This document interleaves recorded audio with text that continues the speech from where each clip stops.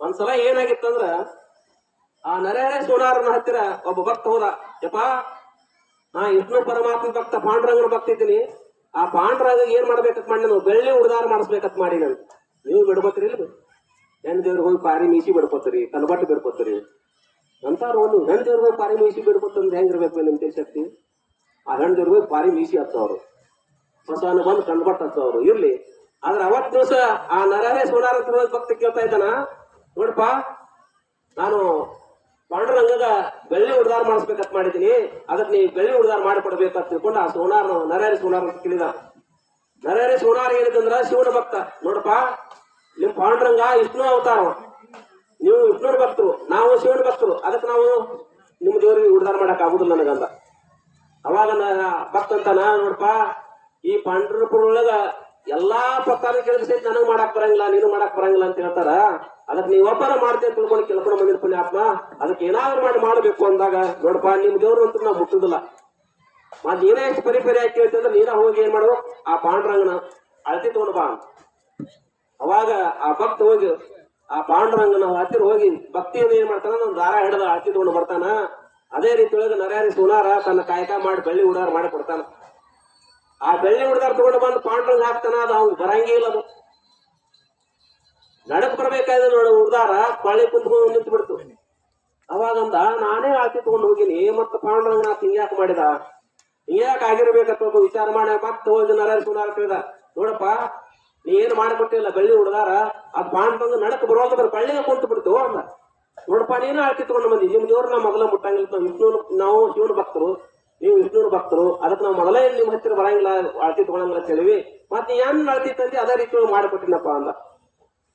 ಮತ್ತೆ ಈಗ ಹೆಂಗ್ ಮಾಡ್ದಪ್ಪ ಅಂದೇನಿಲ್ಲ, ಇನ್ನೊಂದ್ ಸರಿ ಹೋಗಿ ಅಳತಿ ತಗೊಂಡ್ ಬಾ, ಅದನ್ನ ತಗೊಂಡ್ ಬಾ, ಮತ್ತೊಂದ್ ಸರಿ ಹೋಗಿ ಅಳತಿ ತಗೊಂಡ್ ಬಾ, ಮತ್ ಮಾಡ್ತೀನಂದ.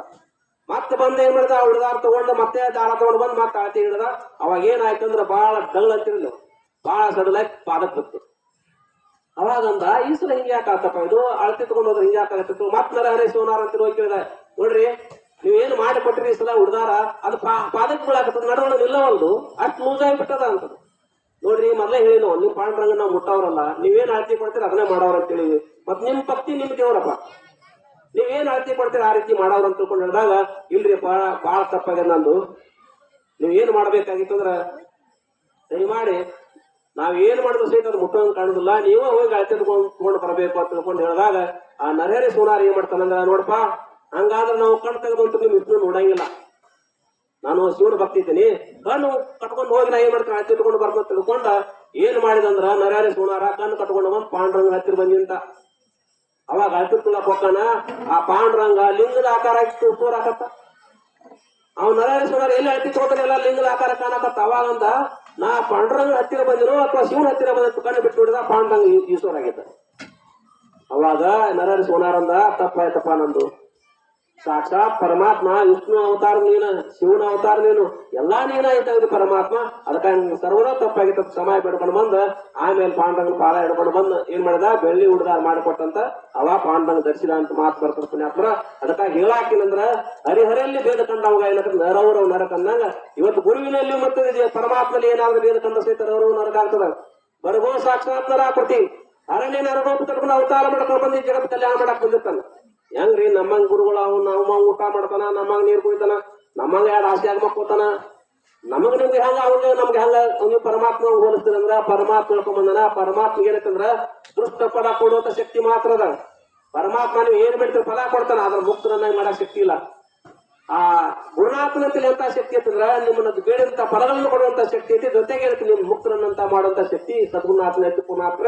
ಅದಕ್ಕಾಗಿ ಗುರು ಶಂಭುಲಿಂಗ ನಿಮ್ ಪರದೈವ ಮಟ್ಟಿ, ಆ ಗುರು ಶಂಭುಲಿಂಗಕ್ಕಿಂತ ಮತ್ತೇನಾದ್ರು ಪರದೇವರ ಐತೇನಂದ್ರೆ ಇಲ್ಲ ಅಂತ ತಿಳ್ಕೊಂಡು ಮಾತು ತಿಳಿಸ್ತಾ ಇದ್ರೆ, ಇದೇ ವಿಷಯವಾಗಿ ಸಕಲ ಮಾತಾಜರು ಸಕಲ ಮಹಾತ್ಮರು ನಮ್ಮ ನಿಮಗೆ ಸವಿಸ್ತರವಾಗಿ ತಿಳಿಸ್ತಾರೆ ಅಂತ ಹೇಳ್ತಾ, ಪ್ರಥಮವಾಗಿ ಜಾನಮ ತಾಯಿಯರು 10 ನಿಮಿಷಗಳ ಪರ್ಯಂತರವಾಗಿ ಗುರು ಶಂಭುಲಿಂಗ ನಿಮ್ ಪರದೈವ ಮಟ್ಟಿ ಅನ್ನಂತ ಮಾತನ್ನ ಭಕ್ತರು ತಿಳಿದು